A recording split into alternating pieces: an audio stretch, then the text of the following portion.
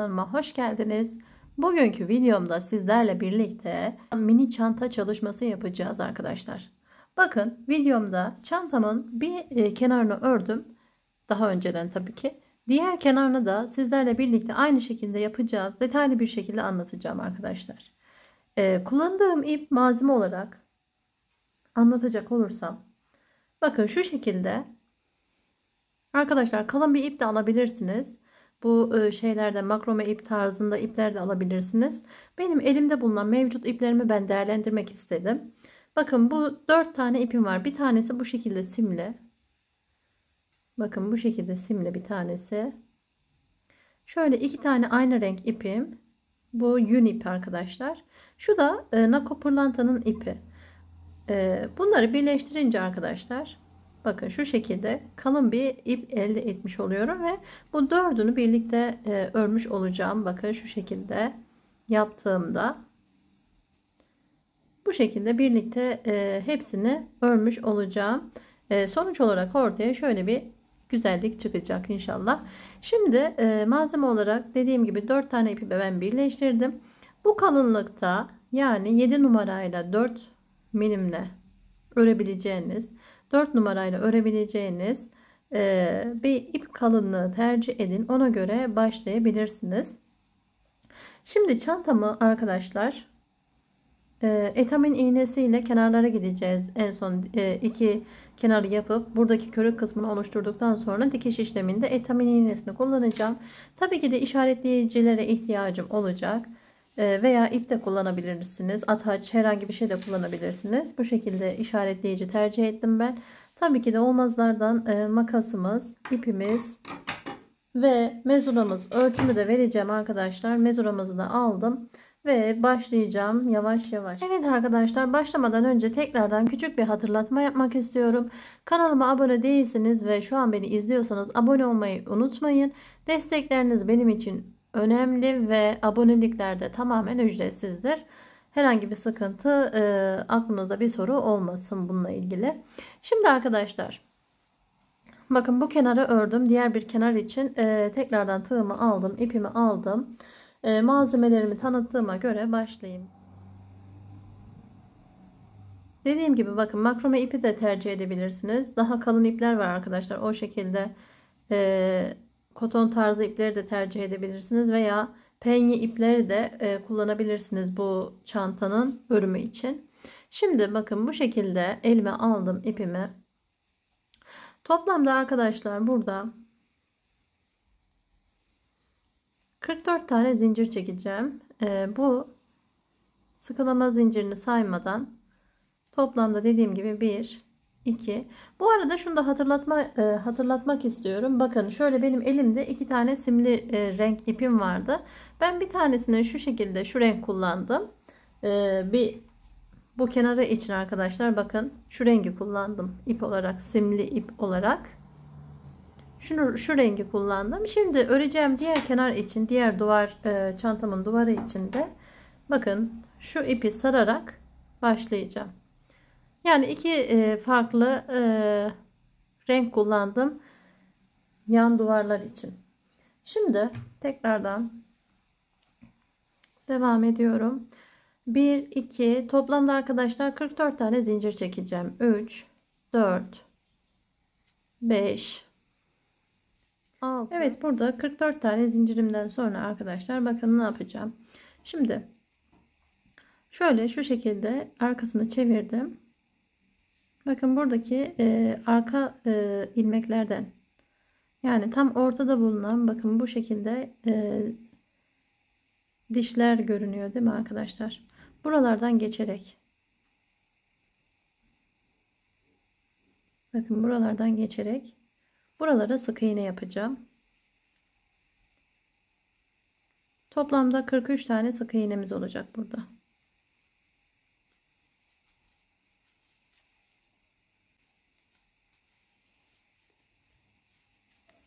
Evet. Bu şekilde sıra sonuna kadar bütün ilmeklerin içerisine sık iğnelerimi yerleştireceğim arkadaşlar. 43 tane olacak şekilde sık iğnemizi yerleştirip gelelim.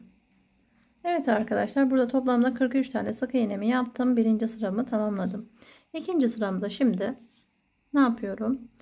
Bakın burada dipteki ilmeği atlayarak, sık iğnemin tepesindeki noktaya atlayarak bir sonrakinden, bakın ikisini birden almıyorum arkadaşlar. Burada alacağım yer, bakın arka loblardan geçerek, buralardan geçerek arkadaşlar işlemimi yapacağım. Buraya bakın aldım, ilmeğimi aldım ve ipimi şu şekilde kaydırdım buradan. Buraya bir işaret takıyorum. Diğer kenara da taktım. Sıram belli olsun. Şimdi bir tane ip kaydırdıktan sonra arkadaşlar 8 tane sık iğne yapacağım burada. 1 2 3 4 5 6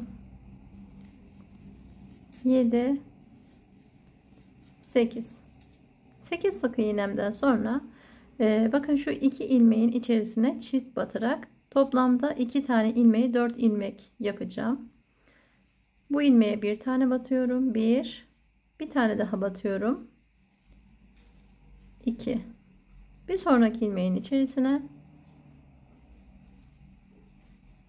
1.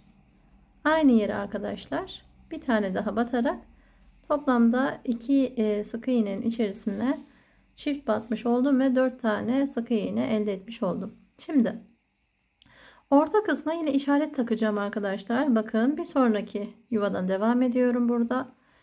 Buraya 19 tane sık iğne yapacağım. Bu birinci sık iğnem, çok pardon. Burada işaret takacağım arkadaşlar. Nasıl takıyorum? Bakın buradaki ilmekten, alt ilmekten ön lobdan geçerek bu ikisine işaretlemiş oldum. 19 tane sık iğne yapacağım. 1 2 3 17 18, bakın 19 tane sık iğnemi yaptım. Buradaki 19. sık iğneye bir işaret daha takacağım arkadaşlar. Bakın bu ilmekten, alttaki ilmekten aldım. Ön lobdan bu şekilde geçerek işaretlemiş oldum. Şimdi arkadaşlar tekrardan kenar kısma yaptığım gibi, bakın şurada yaptığım gibi buraya da 2 ilmeğin içerisine çift batacağım. 4 ilmek elde etmiş olacağım. Yani 4 sık iğne. 1 2, bir sonraki yuvaya tekrardan 1, bakın aynı yere tekrar geçiyorum. 2. Şimdi arkadaşlar yine bakın bir sonraki yuvanın içerisine geçerek burada 8 tane sık iğne yapacağım. Diğer tarafta olduğu gibi 1 2 3 4 5 6 7 8 tane sık iğnemi yaptım değil mi? Bakın burada işaretimden önce bir tane ilmek kalıyor. Buradan aldım ve ipimi kaydırmış oldum. Şimdi burada ikinci sıramda işlemim bitmiş oluyor arkadaşlar. Bakın şöyle bir form ortaya çıkıyor ikinci sıramız. Evet, üçüncü sıram için bakın buradaki kenardaki ilmeğimi atladım. Bir sonrakinden geçerek arkadaşlar devam edeceğim. Burada bakın işlemim şöyle olacak. Şimdi alt kısımda da ilmeğimizi çıkarmış olacağız. Bakın bu benim işaretimin olduğu ilmek. 1 2 3. Buradaki üçüncü yere arkadaşlar tığımı geçirerek, bakın buradan da geçmiş oluyorum. Şimdi burada bir ip kaydırma yapacağım. Kenarlarda başlangıçta ve sonda hep ip kaydırma tekniğini kullanacağım. İpimi kaydırdım bu şekilde. İsterseniz şuradaki işaretle tekrardan yukarıya taşıyalım. Evet. Şimdi bu kısımda arkadaşlar birebir sık iğnelerimi buradan ve buradan alarak sık iğnelerimi götürmüş olacağım. 1 2 3 4 5 bakın nereden aldığıma dikkat edin. 6 şimdi burada size önemli bir noktayı göstereceğim. 7 arkadaşlar bakın aşağı kısımda şöyle baktığımda burada 2 tane ilmek duruyor değil mi? Burada 2 tane var. Fakat burada 1, 2, 3, 4 tane ilmeğim var. Bu neden kaynaklanıyor? Bir önceki ilmeğim sıramda yani ikinci sıramda arkadaşlar 8 tane sık iğne yaptıktan sonra hatırlıyorsanız 2 sık iğnenin içerisine çift batmıştık. Bu ondan kaynaklanıyor. Şimdi bunu yaparken nasıl yapacağım? Bakın. Bu ilk 2 ilmeği birinci ilmeğe sabitleyeceğim. Buradaki 3 ve 4. ilmekleri de ikinci ilmeğe sabitleyeceğim. Yani şöyle olacak. Bakın buradan geçiyorum. İkinci ilmekten alıyorum tekrardan. Aynı ilmeğe bakın sabitleyeceğim. Şimdi üçüncüyü alıyorum bu şekilde. Ve buradan.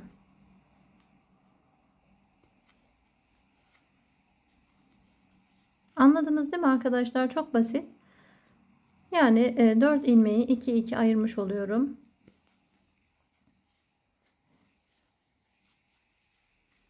Bu şekilde tamamlamış oldum şimdi. Yaparken de hep böyle yapacağız. Şimdi arkadaşlar bakın orta kısımda herhangi bir artırma yok. Herhangi bir işlem yapmıyoruz. Düz sık iğnemi örüp geçeceğim orta kısımda. 19 sık iğnemi arkadaşlar. 1 yani saymama da gerek yok. Çünkü bakın diğer tarafta işaretimizi takmıştık.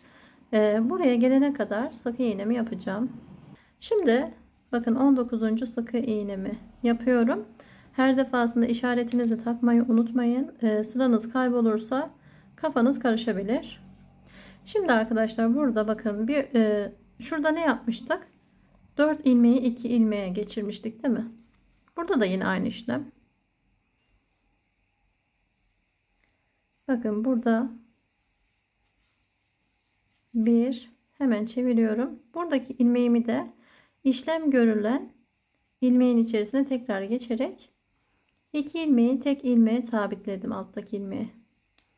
Şimdi bakın bir sonraki ilmeği ve bu altta bulunan ilmeğe geçerek birinci ilmeğimi sabitledim. İkinci ilmeğimi alıyorum. Bakın burada aynı ilmeğin içerisine sabitliyorum. Evet. Şimdi burada 8 tane sık iğnemi yapacağım arkadaşlar. 1 yani devam ediyoruz hemen şurada. Kenar kısımda herhangi bir işlem yok. Sık iğnemi yerleştiriyorum.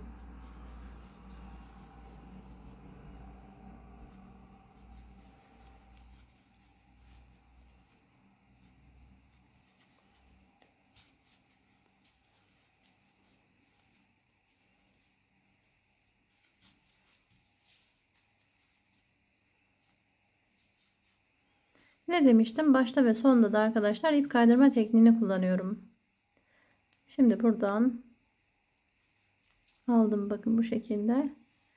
Son kez bu şekilde ipimi kaydırdım. Şimdi arkadaşlar burada 3. sıramızı da tamamlamış olduk. Şimdi 4. sıramızı yapacağız. 4. sıramızda ise ne yapacağız? Bakın şöyle formunu göstereyim bir yandan da. Çantamın ağız kısmını bu şekilde oluşturmuş oldum. Şimdi 4. sıramda ne yapıyorum? Hemen devam ediyorum. Bakın yine kenarlarda işlemler hep aynı. Bir tane ilmeğimi atlayıp dipteki ilmeği atlıyorum her defasında. Bakın burada yine nereye batıyorum arkadaşlar alt kısımda? 1, 2, 3.'ye. Tam buradaki ikinci ilmeğin arkadaşlar yani şu anki battığım yerin hemen altında kalan ilmeğe geçerek. Bu da 3. ilmek oluyor zaten. Buradaki ilmeklerden ipimi kaydırarak çıkartıyorum yukarıya. Buradaki işaretimi de yukarıya taşıyorum.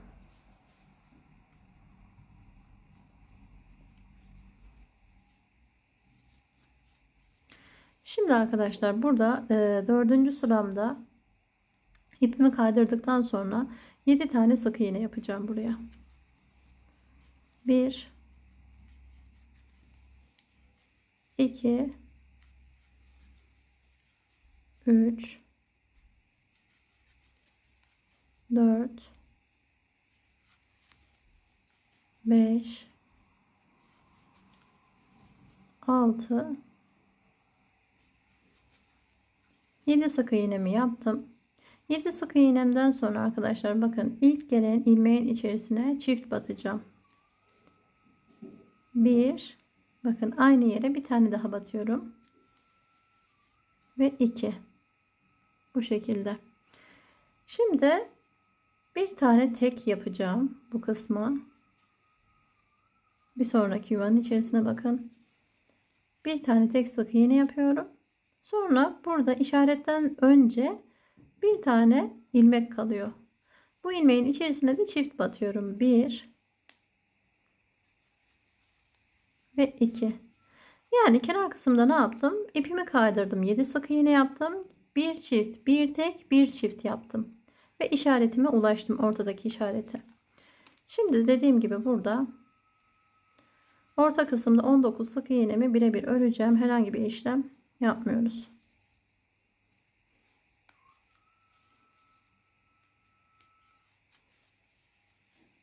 Hemen bu işarete gelene kadar arkadaşlar şöyle göstereyim kafanız karışmasın. Buraya gelene kadar 19 sık iğnenizi yapıp gelin. Evet, işaretimi sizle birlikte yapmak istiyorum. Dördüncü sıramızda kafanız karışmasın diye arkadaşlar atlamadım.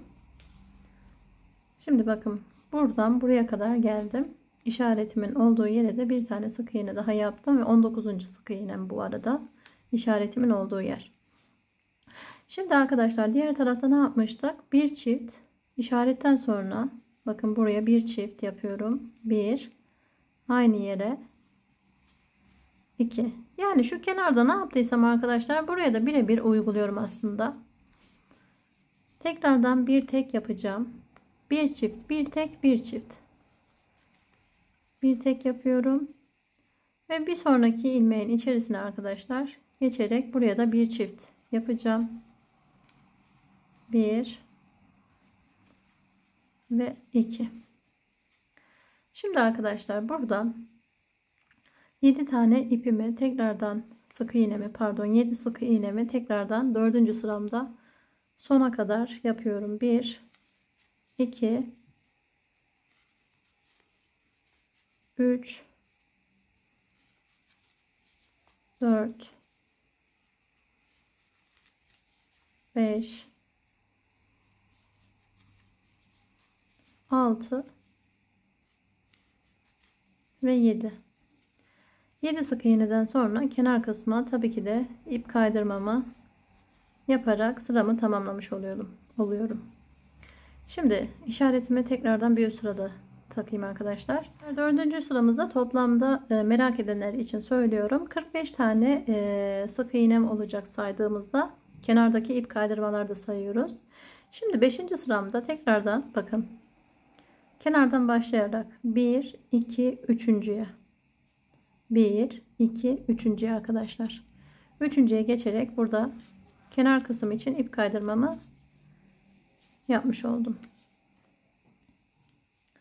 Bunu tekrardan taktım yerine. Şimdi burada arkadaşlar toplamda 41 tane sık iğne yapacağım bu kısma. 1 2 yani ip kaydırmaları saymazsak, ip kaydırmaları sayarsak arkadaşlar 43 tane 5. sıramda sık iğnem olacak. Şimdi burada bakın. Bir önceki sıramızda arkadaşlar bir çift, bir tek, bir çift yapmıştık şurada. O çiftleri arkadaşlar yaparken aşağı kısımda tek ilmeğe sabitliyoruz. Bunu her defasında yapacağız. Çantamızın örümü boyunca, bütün örümü boyunca arkadaşlar bu işlem geçerli olacak. Yani bakın şöyle. Şimdi bakın burada arkadaşlar aşağı kısımda 1, 2, 3 tane ilmeğim var değil mi? Burada ise 1, 2, 3, 4, 5 tane ilmeğim var. Bir önceki sıramızda 4. sıramızda ne yapmıştık? Bir çift, bir tek, ortada tek vardı, bir çift yapmıştık değil mi? 3 ilmeğin içerisine aslında bu işlemi yapmıştık.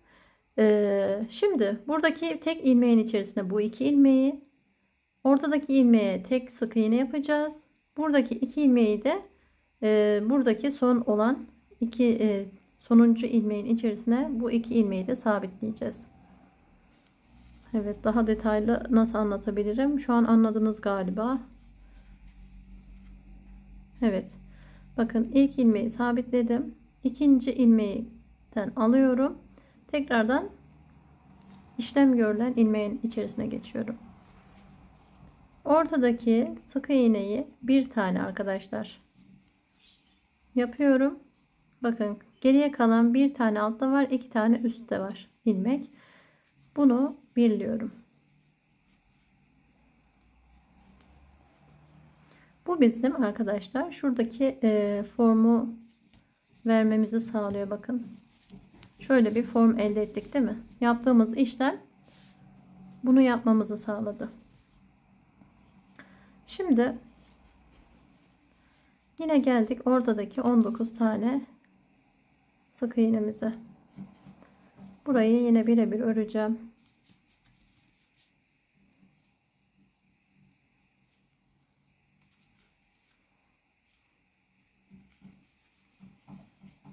Evet, buradan yine mor işaretime kadar 19. sık iğneme kadar arkadaşlar sık iğnemi yapıp geliyorum, uzatmayacağım. Evet, burada şimdi 19 sık iğnemi yaptım arkadaşlar. İşaretimin olduğu yere de 19. sık iğnemizi yerleştirdim. Şimdi bakın diğer kenarda ne yapmıştık? Burada bir tek, bir çift, bir tek vardı. Bu ikisini bir alıyorum. Bir, bakın aynı yere, bir sonraki ilmekten aynı ilmeğe geçerek alttaki ilmeğe, ikisini bir aldım. Oradaki tek sık iğneyi tek başına yapıyorum ve bir sonraki ilmekten arkadaşlar bu 2 ilmeğimi de sabitlemiş oluyorum. Şimdi burada 7 tane tekrardan sık iğnemi yapacağım. 1 2 3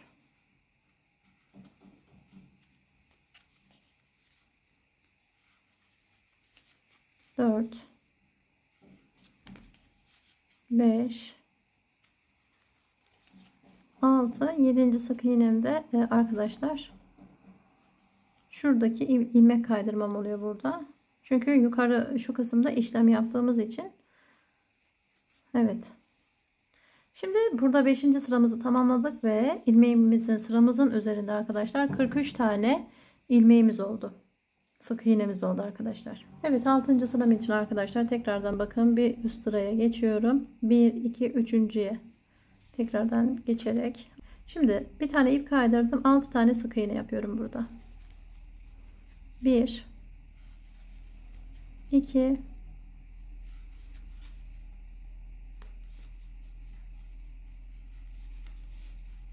3 4 5 ve 6 sık iğnemden sonra arkadaşlar buraya bakın bir tane çift yapıyorum. 1 aynı yere batıyorum. Bakın aynı yere. 2 sonra 2 tane tek sık iğne yapacağım. 1 sonraki yere bakın. Şöyle göstereyim. 2 burada kalan tek ilmeğin içerisine de çift batacağım. Yani ne yaptık? İp kaydırdım. 6 sık iğne yaptım. Bir çift, 2 tek, bir çift yaptık arkadaşlar bu şekilde. Şimdi geriye kalan buradaki 19 sık iğnemi tamamlayacağım yine.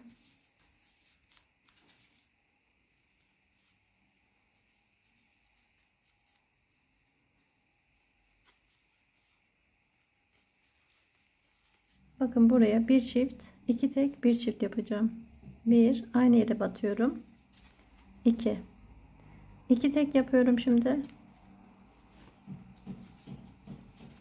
1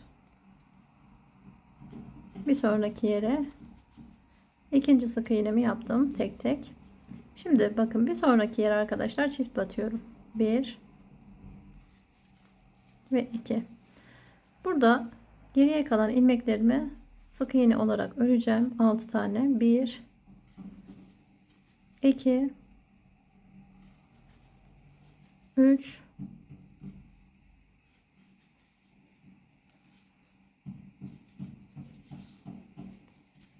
4 5 6 sık iğnemi yaptım. Kenara bir tane de ip kaydırıyorum. Evet arkadaşlar.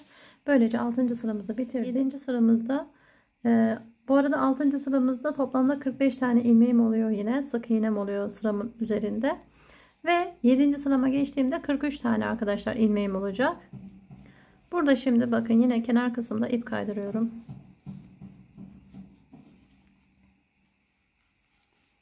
Bir aşağı kısımda ne yapmıştık? Bir çift tam şu kısımda dönerken bir çift arkadaşlar, iki tek bir çift yapmıştık değil mi?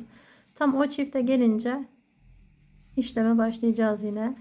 2 3 buradaki sık iğneyi de sayarsa ip kaydırmayı da sayarsam 1 2 3 4 5 2 tek bir çift, 2 tek bir çift. Şimdi şunu da yapıyorum. 5 6 tane sık iğnemi yaptım. Şimdi arkadaşlar bakın buradaki kenar kısmı, bu iki ilmeğimi alttan bir ilmeğe sabitliyorum. Yani şöyle. Orta kısma iki tane tek ilmek yapıyorum.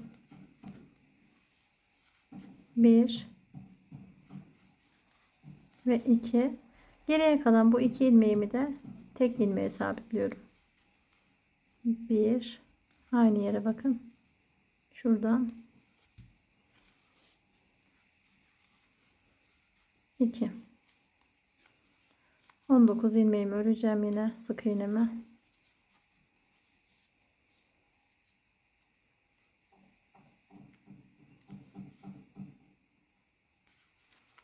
Sık iğnemi yaptım. İşaretimi taktım, yerleştirdim tekrardan. Şimdi arkadaşlar burada bakın burada ikinci ilmeğimi de alttaki bulunan ilmeğe sabitliyorum tekrardan aynı yere. 2 ortadaki iki tek sık iğnemi yapıyorum. 1 ayrı ayrı yapıyorum. 2 şu iki tanesini de bir tanesine sabitleyeceğim. 1 bakın tekrardan aynı yere gireceğim. Buradan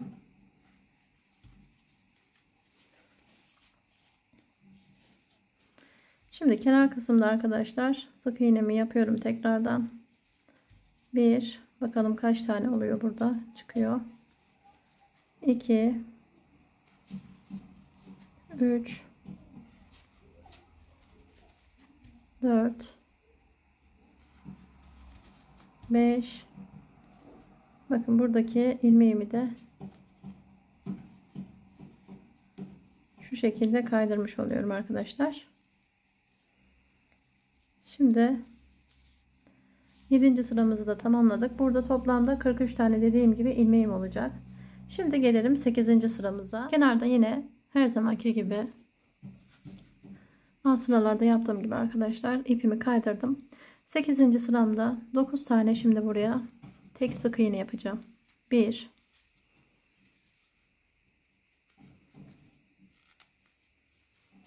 2 3 4 5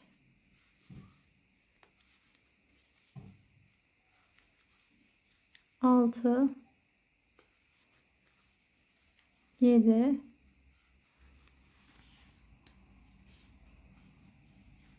8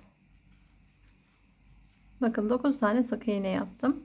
Burada kaldı bir tane ilmek. Buranın içerisine de çift batıyorum arkadaşlar. 1 2 bundan sonra da işaretime geliyorum, zaten orta kısımdaki 19 sık iğnemi birebir çalışıyorum.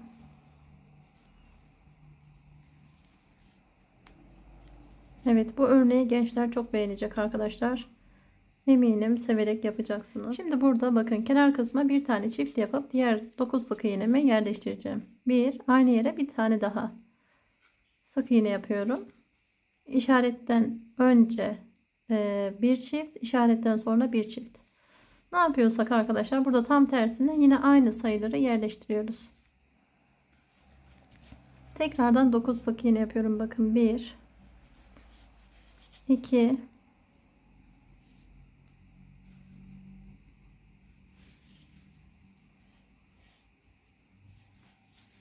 3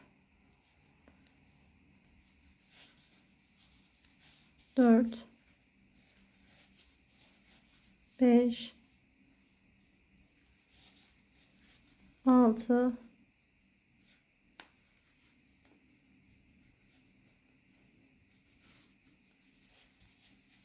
7 8 Evet, 9 sık iğnemi yaptım buraya. Bir tane de ip kaydırmamı kullanıyorum sıra sonunda. Böylece arkadaşlar 8. sıramızı tamamladık.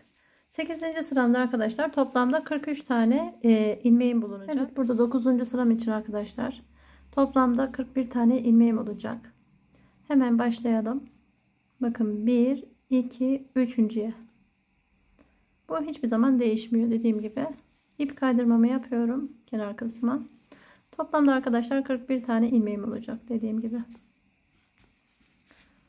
Bir önceki sırada ne yapmıştık? İşaretten önce ve sonra çiftleri yerleştirmiştik. Başka sıramın herhangi bir yerinde çiftimiz yoktu. O kısımları tek ilmeğe sabitleyeceğiz.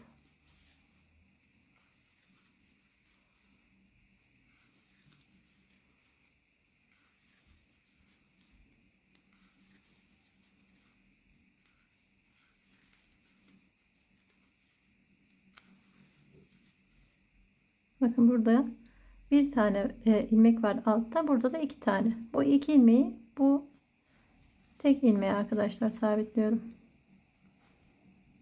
Şöyle.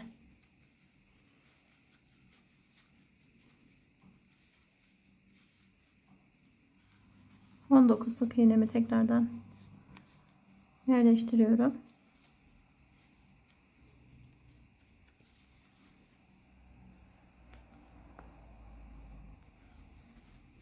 Evet, tekrardan bakın bu kısma geldim. Yine burayı da arkadaşlar aynı yere sabitliyorum. Çift olan yer. Diğer sık iğnelerimi de birebir öreceğim yine.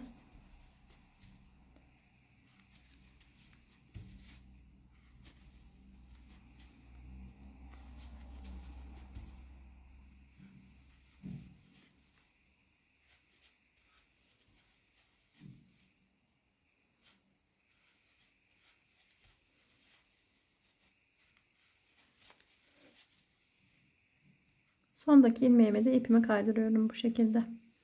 Şimdi 9. sıramızı da tamamladığımıza göre toplamda arkadaşlar 41 tane ilmeğe ulaştık. Evet arkadaşlar, 10. sıram için devam ediyorum. Yine burada ipimi kaydırdıktan sonra burada arkadaşlar 8 tane tek sık iğne yapıyorum. 1 2 3 4 5 6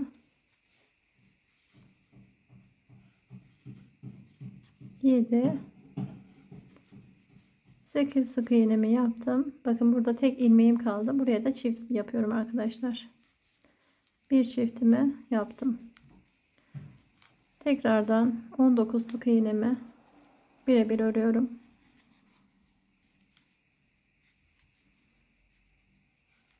Evet, 10. sıramda arkadaşlar orta kısımdaki 19 sık iğnemi yaptım.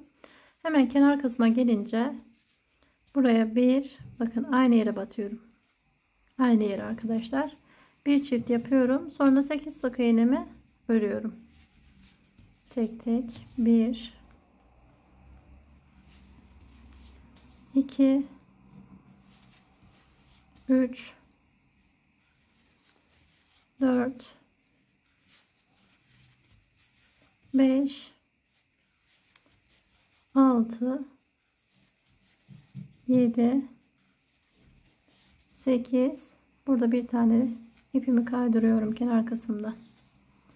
Evet arkadaşlar, bu kısmı da 10. sıramızı da böylece tamamlamış olduk. Evet arkadaşlar, 10. sıramı tamamladım. Toplamda 41 tane ilmeğim. 11. sıram için devam ediyorum. Kenar kısımda ipimi tekrardan kaydırıyorum arkadaşlar. Bu artık fix oldu kenar kısımda ne yaptığımız. Şimdi arkadaşlar burada 11. sıramdayım ve toplamda 39 ilmeğe ulaşacağız. 1 2 ip kaydırmayı da sayarsam 1 2 3 4 5 6 7 8. Bakın burada 2 ilmeğim var, aşağıda tek ilmeğim var. Bunu ikisine birbirine aynı ilmeğe sabitliyorum arkadaşlar, alttaki 19 sık iğnemi tekrardan yapacağım.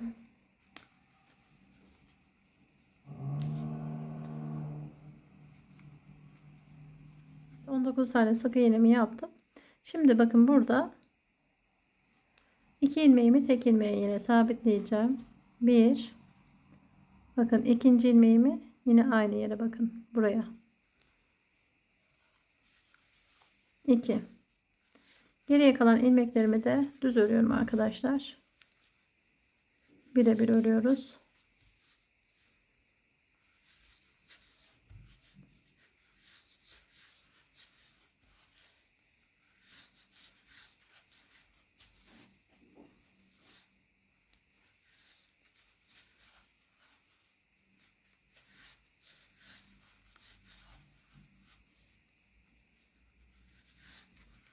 Evet, buradan bir tane ipimi yine kaydırdım.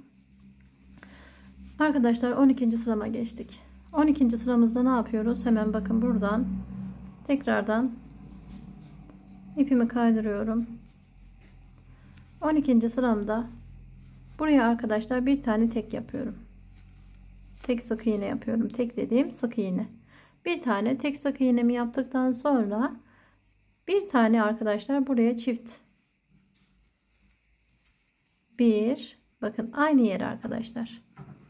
Çift yapıyorum. Yani bir tek bir çift yapmış oldum. İp kaydırdım. Bir tek bir çift yaptım. Şimdi 5 tane sık iğne yapacağım. 12. sıramdayım. 1 2 3 4 ve 5. Burada geriye kalıyor bir tane ilmeğim. Oraya da arkadaşlar çift ilmek yapacağım. Sık iğne yapacağız. 1 ve 2. Tekrardan orta kısma geçtim.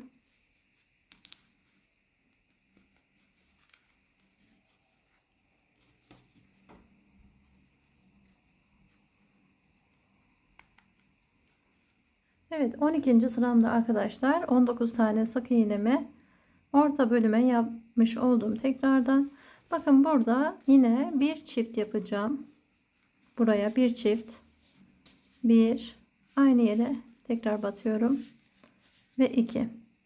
Şimdi 5 tane tek yapacağım arkadaşlar. 1 2 3 4 ve 5. 5 taneden sonra bir tane çift yapıyorum. 1, bakın aynı yere batıyorum. Bir çift. Sonra buraya bir tek yapıyorum arkadaşlar. Bir tek. Tekrardan bu kenardaki ilmeğime de ipimi kaydırmış oldum. 40 tane ilmeğim var. Şimdi burada 40 ilmeğimden sonra 13. sırama geçiyorum. 13. sıramda ne yapıyorum arkadaşlar? Birebir öreceğim. Bakın burada bir tane ip kaydırdım. İlk başta ne yapmıştık? Bir önceki sırada bir tek yapmıştık. O yüzden burayı böyle tek sık iğne yaptım arkadaşlar. Sonra bir çift yapmıştık değil mi? Bu çift için arkadaşlar 2 tane çifti tek ilmeğe topluyorum. Bir, bakın aynı yere batacağım. Şöyle daha rahat görün. 2. Şimdi arada 5 tane sık iğnemi normal yapacağım burada. 5 sık iğnemi bir önceki sıramı hatırlayın. 1 2 3 4 tane tekrardan yaptık. Yani şu da 5. oluyor arkadaşlar aslında. Şimdi bakın burada bir tane daha ilmeğim kaldı. İkisini bir toplamış oluyorum tek ilmeğe. Şu an kaçıncı sıramızdayız? 13. sıramızdayız. Evet, orta bölümdeyim. 19 tane sık iğnemi yerleştiriyorum. Toplamda bir önceki sıramda 40 tane sık iğnem vardı. Burada ise arkadaşlar 39 sık iğneye düşürmüş olacağız.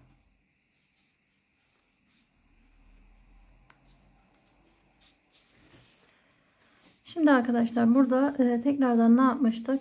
Buraya bir çift yapmıştık değil mi? Alt kısımda çift yaptığımız için bu çift iki ilmeği bir ilmeğe topluyoruz dediğim gibi. Her defasında anlatıyorum ki arkadaşlar kafanız karışmasın. Belki anlamayan arkadaşlarım vardır. O yüzden anlatıyorum. Şimdi arada 5 tane sık iğnemi birebir örüyorum. 1 2 3 4 ve 5. Sonra bir çift yapmıştık arkadaşlar. Hatta 5 tane değil 4 taneye düşürmüştük orada. Şimdi şu ikisini tek ilmeğe topluyorum.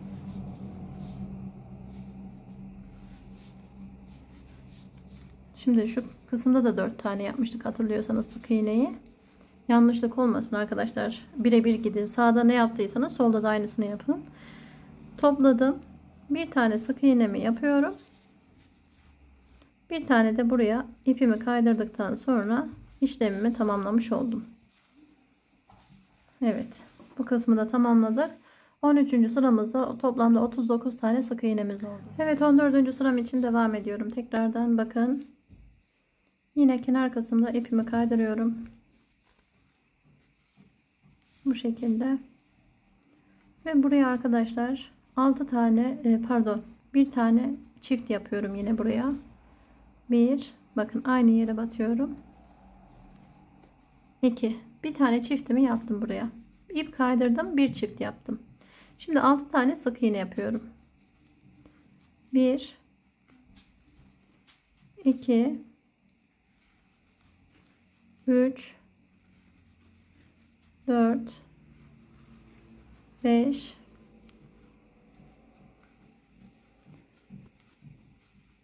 ve 6 sık iğnemden sonra buraya bir tane arkadaşlar bakın işaretten önce bir tane ilmeğim kalıyor.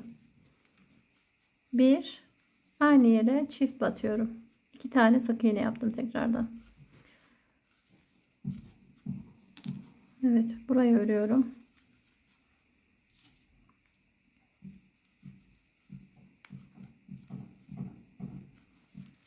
Bu kısma bir tane çift yapıyorum. Yine başlangıç olarak. Bir tane çift yapıyorum.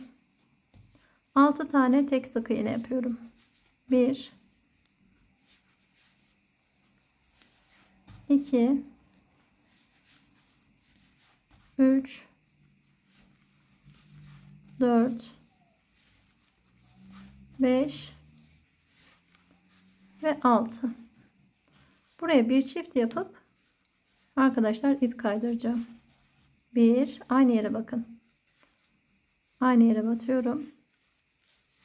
2 ve sonuncu ilmeğime de çift ipimi kaydırdım. Bu şekilde sıramı tamamladım. 15. sıramızda arkadaşlar 14. sıramızda toplamda 41 tane sık iğne yapmış olduk. 15. sıramıza geçiyoruz. Şimdi 15. sıramızda bir önceki yaptığımız sıraları hatırlayarak gidelim ki çiftlerin nerede olduğuna dikkat edelim, karıştırmayalım. Bakın bir tane yaptım. Şimdi burada çift yapmıştık değil mi? Başlangıçta alttaki sırada arkadaşlar. Bu çifte bir ilmeğe topluyorum. Bir, bakın tek ilmeğe, bir ilmeğe topluyorum. Çiftim burada, işlem yaptığım ilmeğin içerisine geçiyorum. Bu şekilde. Şimdi 5 tane oluyor galiba ördüğümde burası. 1 2, kenardaki çiftimi de yapacağım çünkü 3, bakalım saydığımda kaç çıkıyor. 4, evet, tam dediğim gibi 5 tane arkadaşlar. 5 sık iğne. 5 sık iğnemizi yaptık ve burada 2 ilmeği tek ilmeğe topluyorum yine.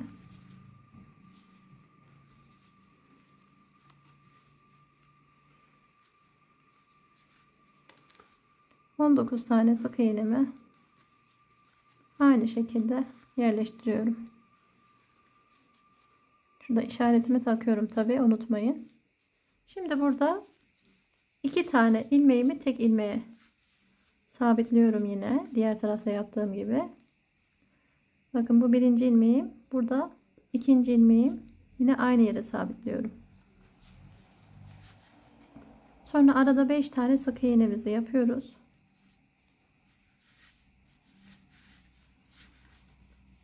1 2 3 4 5 sık iğnemizi yaptık. Bakın burada 2 tane teki, yani bir çiftimizi arkadaşlar tek ilmeğe yine sabitliyoruz.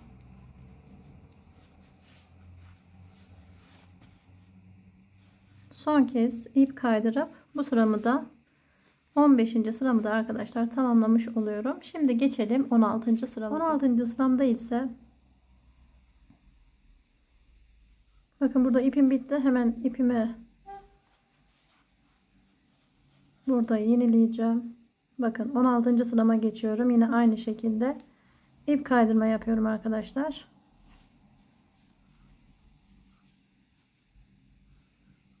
Evet, buradaki iplerimi sonradan çantamın iç kısmında saklayacağım. İpimi kaydırdıktan sonra 16. sıramda 7 tane sık iğne yapacağım. Şu kısmı, bu ipimi arkadaşlar içeriden geçirebilirim. Gizleyerek yok edebiliriz. 1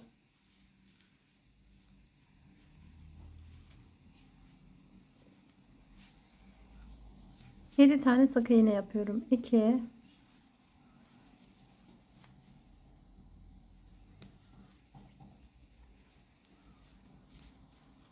3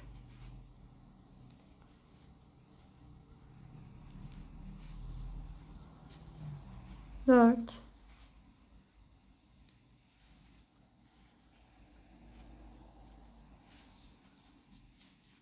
5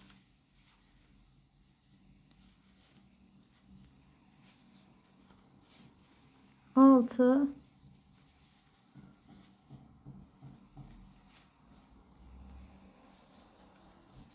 ve 7. Evet. 7 tane sık iğnemden sonra geriye bir tane sık iğne ilmek kalıyor burada. Buraya da bir çift yapacağız arkadaşlar. Bir tane daha yapıyorum. Aynı yere çift batmış oldum. Şimdi 19 tane sık iğnemi yine burada devam ediyorum örmeye.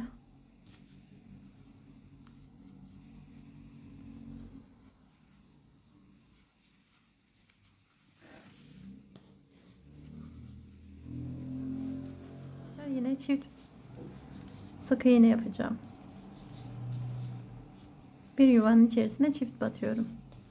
Şimdi tekrardan 7 tane sık iğnemi yerleştiriyorum buraya. 1 2 3 4 5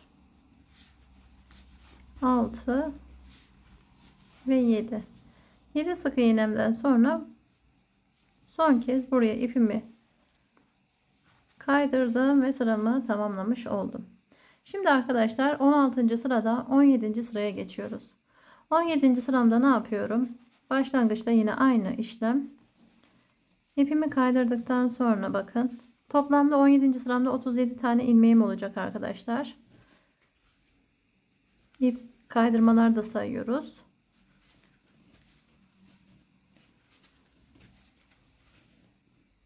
Bakın bir şurada çift yapmıştım. Onu tek ilmeğe toplayacağız arkadaşlar. Yaparken.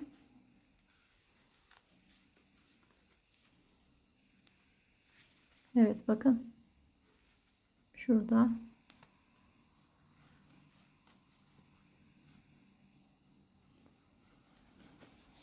Yine aynı yere geçerek toplamış olduk. 19.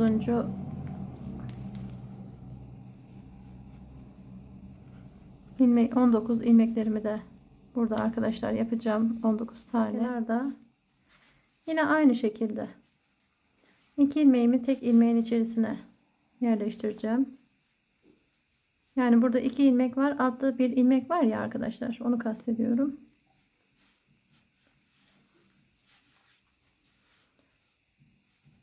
Burada bir kaç tane tek sık iğne yapıyoruz ona bakalım. 1 2 3 4 5 bakın 6 tane yaptık. Bir tane de ipimi kaydırıyorum arkadaşlar. Şimdi burada ne yapacağız? Bakın. Artık belli bir forma ulaşmış olduk. Arkadaşlar burada tekrardan 18. sırama geçiyorum.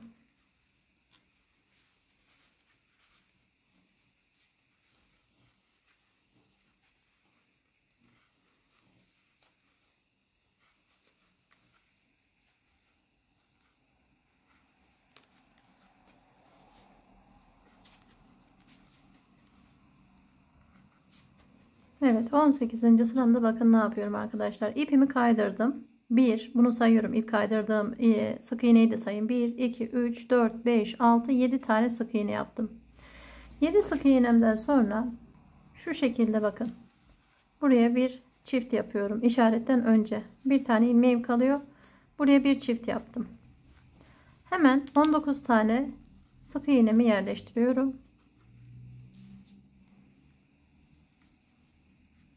İşaretten sonra bir tane çift sık iğne yapıyorum ve 7 sık iğnemi 7 tane mi çıkıyor bakalım. 1 2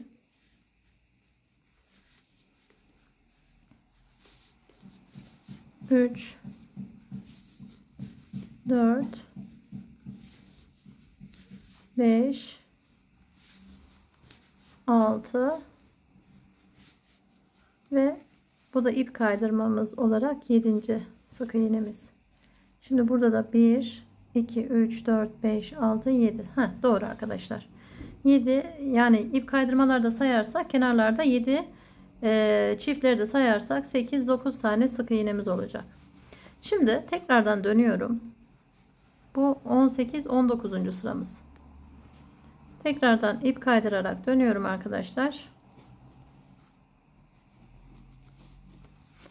Şimdi o kenarda yaptığım çiftler vardı ya, onları hemen tek ilmeğe toplayacağım.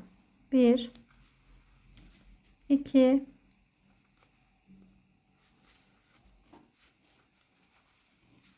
3 yani şu ip kaydırmayı da sayarsak 1 2 3 4 5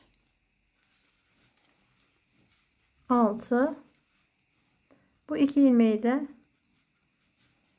tek ilmeğin içerisine yani alttaki ilmeğe sabitliyorum arkadaşlar, buradakine. Diğer tarafta da aynı işlemi yapacağım 19 ilmekten sonra arkadaşlar. Bu kenardaki iki ilmeği çiftimi arkadaşlar yine aşağıdaki tek ilmeği sabitleyeceğim.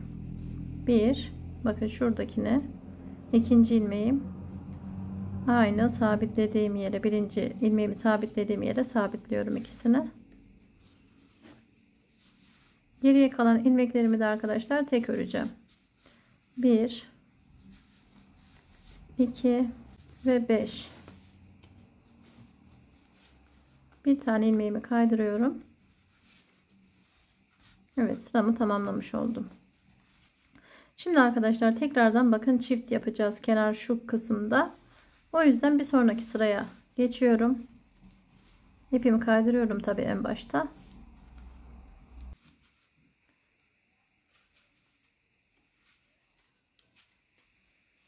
İp kaydırmayla birlikte 1 2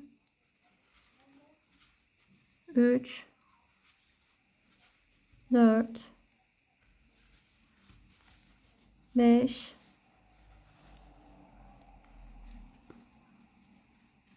6. Şimdi arkadaşlar bu son kalan ilmeğin içerisine çift batıyorum.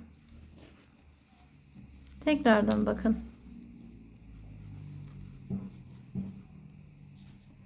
19 ilmeğimi birebir öreceğim. Buraya da yine arkadaşlar işaretimden sonra ilk gelen ilmeğe çift batıyorum. 1, aynı yere 2. Kalan ilmeklerimi de sık iğne olarak öreceğim.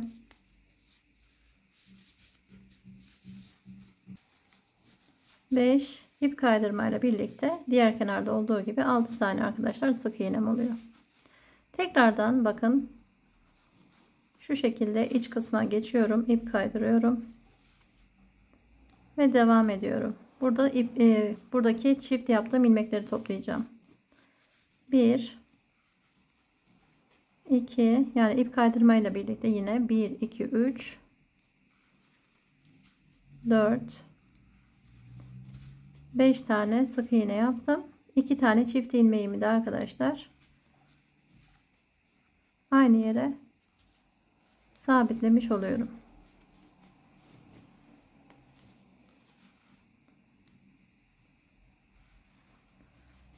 Sık ilmeği, sık iğnemi, sık ilmek diyorum. Çok pardon arkadaşlar. Burada şimdi bakın. Buradaki 2 ilmeği arkadaşlar topluyorum.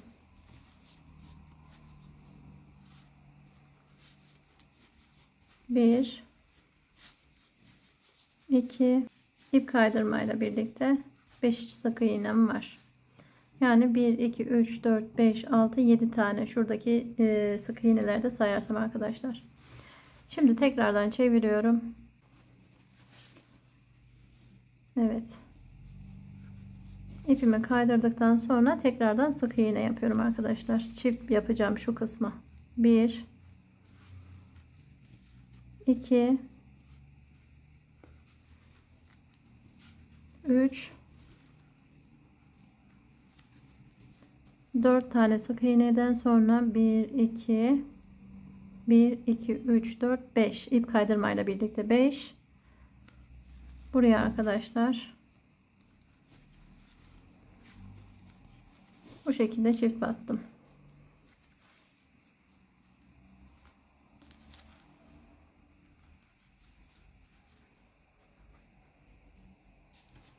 Evet, 19 sık iğnemi de tekrardan yapacağım. Buraya da bir çift sık iğne yaparak arkadaşlar, bir işaretten sonra bakın 2, geri kalan sık iğnelerimi yapıyorum.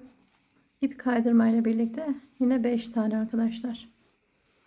Tekrardan bakın buradan ipimi kaydırarak geçiyorum. Burada yine çift yaptığım bu köşedekileri, kenardakileri arkadaşlar toplayacağım.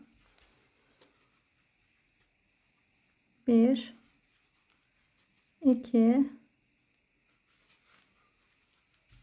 3, bakın tam buraya geldik, kenar kısma. Bu ikili ilmeği aynı ilmeğe topluyorum. Yani aynı ilmeğin içerisine sık iğne yapıyorum arkadaşlar, çift ilmekleri. altta bulunan ilmeklere sabitliyorum.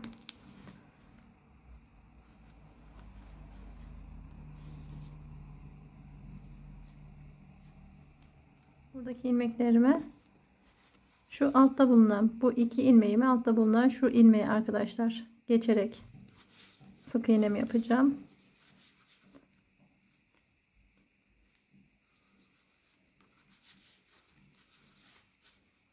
Bir, iki.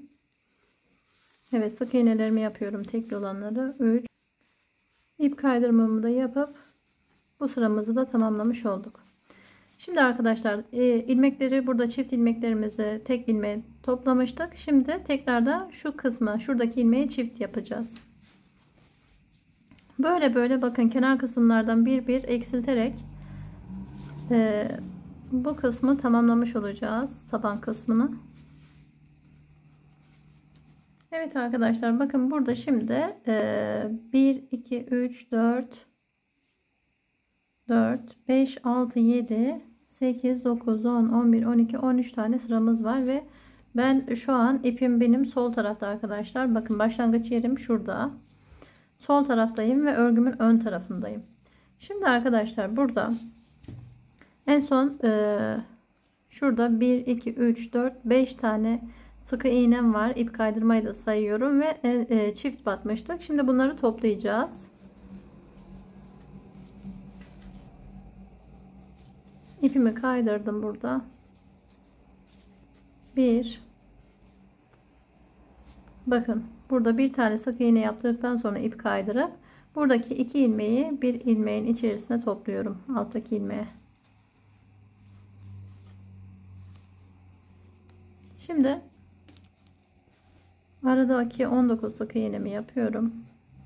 Yine iki ilmeğimi birden topluyorum. Bir tane sık iğne yapıp bu kısma bir tane de ip kaydırmış oluyorum. Yine bakın burada olduğu gibi 1 2 3 4 tane ilmeğim, 1 2 3 4 tane ilmeğim de burada var. Şimdi arkadaşlar bakın burası örgümün arka tarafı, burası da ön tarafı. Ön taraf olduğu nereden belli? Bakın tam başlangıç yerinde arkadaşlar şöyle, burada açık rengimde daha net belli oluyor. Şöyle bir çizgi gibi bir şey var. Burası ön tarafta olacak. Yani şu kısım. Arka tarafta şöyle görünüyor arkadaşlar. Şimdi tekrardan dönüp arkadaşlar diğer tarafa geçeceğiz. Bakın burada yine ip kaydırıyorum.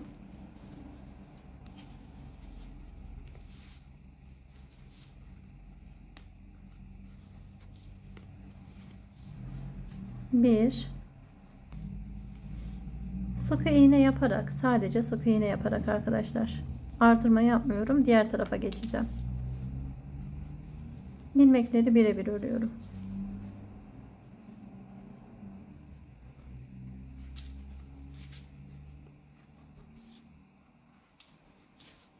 Yani toplamda 1 2 3 4 5 6, birlikte sayalım, 7 22 23 24 ve 25. de arkadaşlar benim ip kaydırma sık iğnem olacak burada. Şimdi bu kısmı bakın tamamlamış olduk. Yine iki parçamı da arkadaşlar bakın, bir kısmı, bir tarafı böyle olacak, bir tarafı böyle olacak arkadaşlar. Renkleri çok hoş. Yanar dönerli yapmak istedim ben. Şimdi buradan ipimi kesiyorum. İpimi de buradan kesmiştim. Şimdi şu üst kısımdan kenar kısımlarına gitmeye çalışıyorum. Şuraları düzenleyeceğim. Yani burada olduğu gibi bakın. Onun için tekrardan bakın ipimi alıyorum. Şöyle bir düğüm atıyorum arkadaşlar. Sıkılama zinciri. Buradan hemen bakın şu kenardan geçerek şuradaki ilk başta bulunan ilmeğe girerek arkadaşlar. Burada biraz zor gireceğim. Buralar biraz sık arkadaşlar. Girerken zorlanabilirsiniz. Şimdi buraya girdim.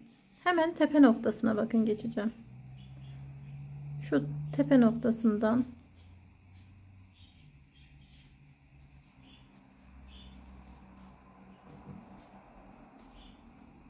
buraya bu şekilde geçtim. Şimdi bakın şu kenar kısımda buraya bir tane sık iğne yapıyorum. Şimdi nasıl yapmamız gerektiğini anlatacağım. Bakın şuradaki tepe noktalarında yuvarlak yuvarlak şeyler duruyor. Gördünüz mü? Düğüm gibi. Şunlar. Bunların arkadaşlar bir bu tarafından, bakın bir bu tarafından geçeceğim. Sık iğnemi yapacağım. Şöyle göstereyim. Bir de arkadaşlar sol tarafından geçip buradan batarak sık iğnemi yapacağım. Bu şekilde kenarını çevrelemiş olacağız. Şöyle sık iğnemi yaptım. Tekrardan alttan geçerek buraya da sık iğnelerimi yerleştiriyorum. Evet arkadaşlar, kenar kısma kadar geldim. Bakın burada şimdi ne yapacağız? Buradaki hemen bitiş noktam var ya. Buradan girerek, bakın şurası. Bu ilmeğin içerisinden girerek arka tarafta hemen onun altında bulunan, bakın buradan geçtim. Altında bulunan yer var ya arkadaşlar, burası. Buradan, bu arada şu bordo ipim bitti, simli ipim. Diğer ipimle devam edeceğim. Zaten kenar kısmını yapıyorum. Çok da arkadaşlar sırıtmayacak. Bittiği için bununla devam edeceğim. Bunu buradan bakın şu şekilde alttan ilmek alarak bu şekilde çekiyorum öne doğru. Buradan da sık iğne ile sabitlemiş oldum. Şimdi arkadaşlar alt tarafta da yine sık iğne ile gideceğiz ama nasıl gideceğiz? Bakın burada iki kanadını alıyorum. Alttan da yaptığım gibi buradaki kanadı da alarak örüyorum. Şimdi bakın buradan iki başak gibi duruyor arkadaşlar. V'mizi alıyorum. Buradan da alttaki ilmeği de alarak üçünü bir böyle sık iğne ile sabitliyorum. Diğer yukarı kısma doğru çıkacağım.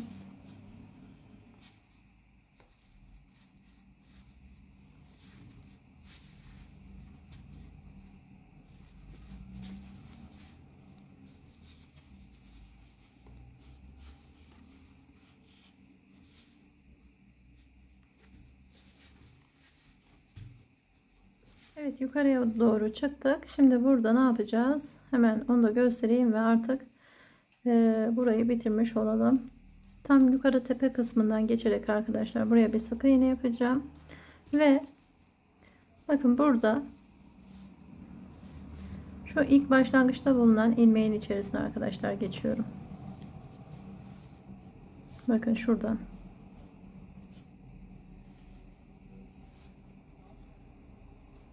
Buradan geçerek şu şekilde ip kaydırma yöntemiyle burayı kapatmış olacağım. Hemen ipimi buradan kesiyorum. Oradaki ipimi de kaybedeceğim arkadaşlar. Burayı tamamlamış olduk böylece. Evet arkadaşlar, bakın iki duvar kısmını çantamızın bitirmiş olduk. Şimdi bunları bir kenara koyuyorum. Bakın ikisi de eşit oldu birbirine. Kenara koyuyorum. Şimdi körük kısmını oluşturacağız. Körük kısmı için arkadaşlar tekrardan ipimi alıyorum.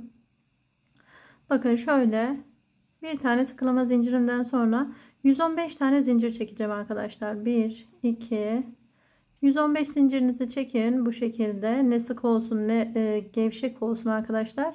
Ortalama bir zincir çekerek 115 tane zincirimizi hemen yapıp gelelim. Evet arkadaşlar, böylece 115 tane zincirimi çektim. Bakın şimdi ne yapacağım? 115 zincirimin hemen arka kısımlarından arkadaşlar, bakın arka kısmını çeviriyorum. Şuradaki zincirlerden, yani ilmeklerden diyelim veya şu tam orta kısmına denk gelen dişlerden geçerek bu şekilde sık iğne oluşturacağım ben.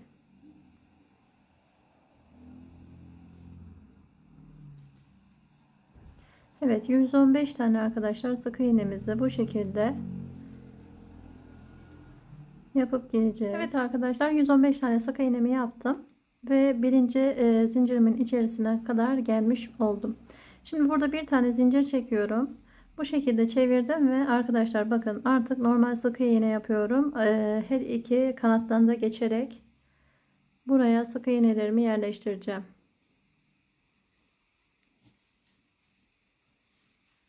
Evet arkadaşlar, bu şekilde ikinci sıramı da tamamladım. Kenara bir tane zincir çektim. Tekrardan bakın buradan geçerek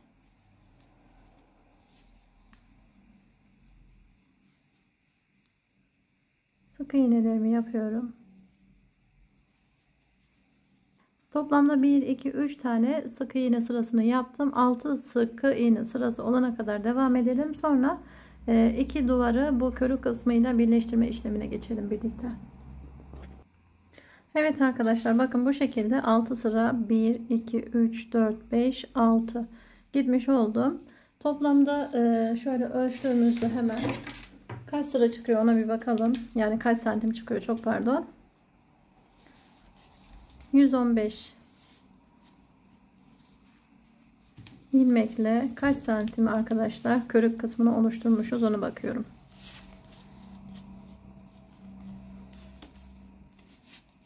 Bakın 88 santim şeklinde oluşturmuş olduk. Şimdi ben bu kısmı şu şekilde dikeceğim. Bakın buradan ipimi dikiş ipi olarak, dikiş payı olarak ayırdım.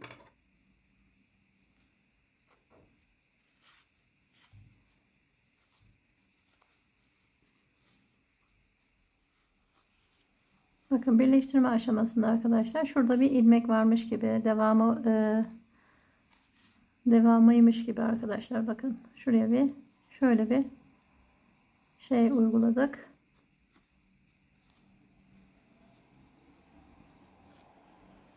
Şimdi buradan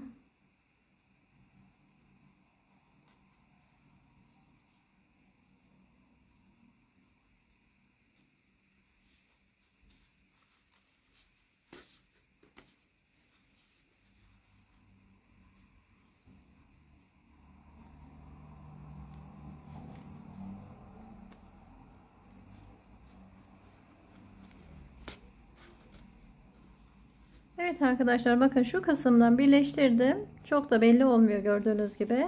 Ne kadar güzel yaparsanız belirsiz bir şekilde o kadar güzel olacak. Şimdi bakalım ikiye katladığımda, bakın bunu ben ikiye katladığımda kaç santim çıkıyor ona bakalım.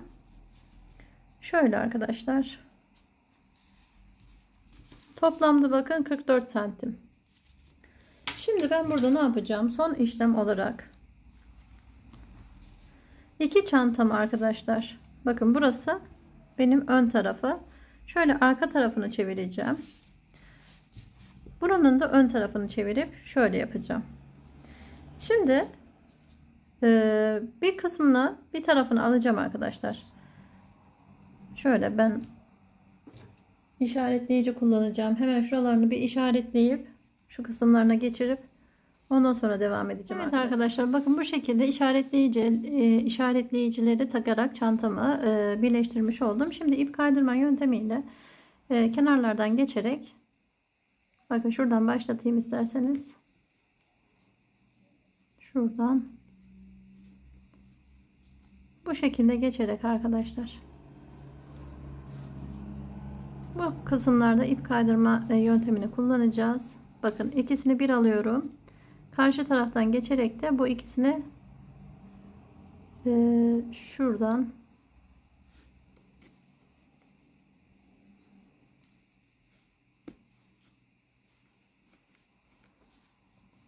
evet, bu ikisini de bir alıyorum.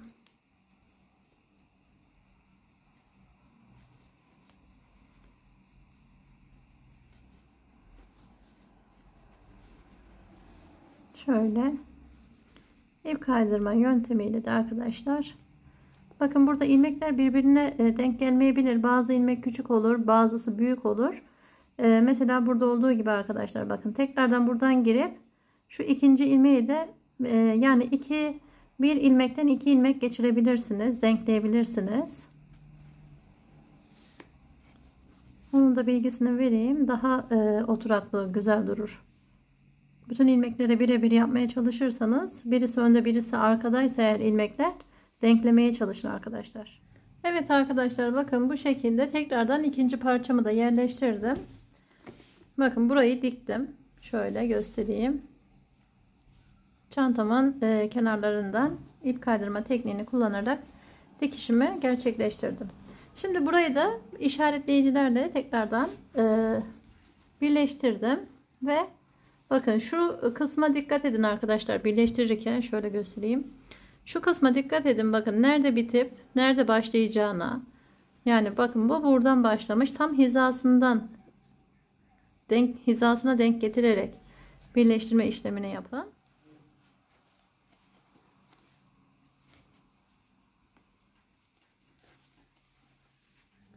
Evet arkadaşlar, bakın bu şekilde süslemesini de ben yaptım.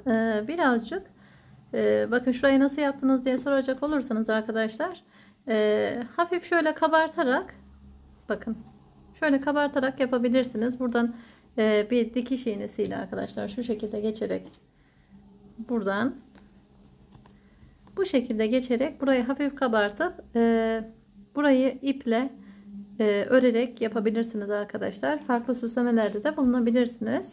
Bakın ben püskülü yerleştirdim. Çantamın yapım aşamasını bitirdim. Şimdi arkadaşlar bir iç kısmına çıt çıt takmak istiyorum ben. Bakın şöyle bir çıt çıtım var elimde. Şöyle diğer şurayı ben ördüm. Diğer parça kısmında, şuraya gelen parçayı da sizlerle birlikte örmek istiyorum şimdi. Bakın şimdi şöyle elime ipimi aldım ve 3.25 milim tığım var elimde. Şöyle bir tane sıkılama zincirinden sonra 1 2 3 4 5 6 7 8 tane bu şekilde arkadaşlar zincirimi çektim ve sık iğne yapıyorum. Bakın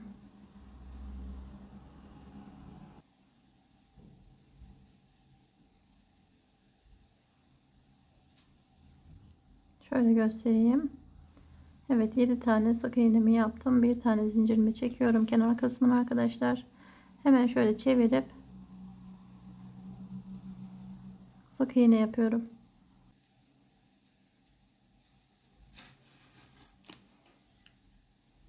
Tekrardan bir zincir çektim kenara. Bakın bu 3. sıram.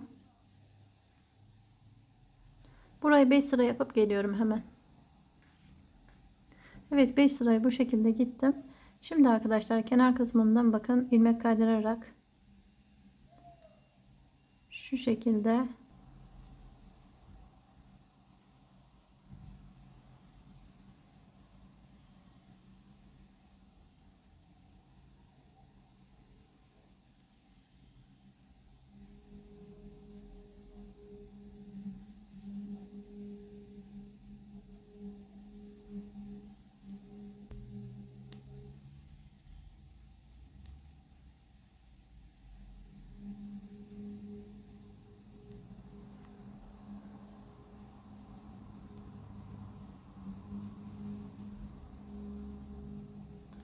evet arkadaşlar, bakın bu şekilde ip kaydırma tekniğini kullanarak geldim. Şimdi burada hafif bir ip bırakıyorum ki şu şekilde ipimi bıraktım. Burası da arkadaşlar dikiş payı için.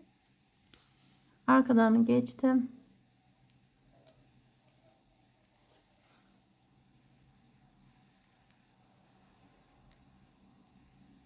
Aynı noktadan geçerseniz arkadaşlar daha güzel duruyor.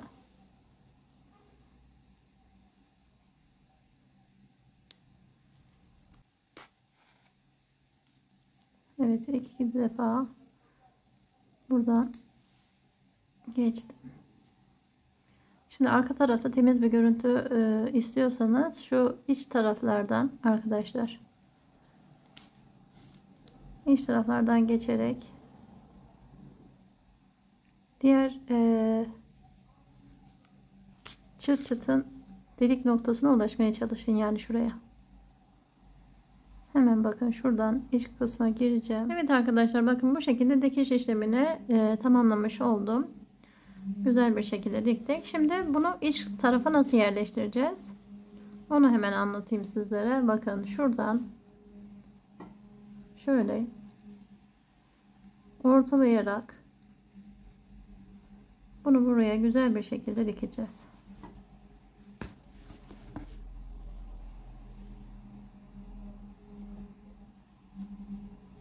musunuz?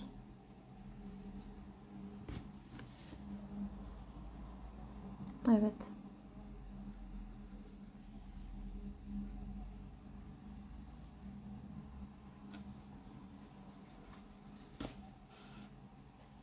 Evet arkadaşlar, bakın bu şekilde tamamlamış olduk. İç tarafının çıt çıtını bu şekilde diktim.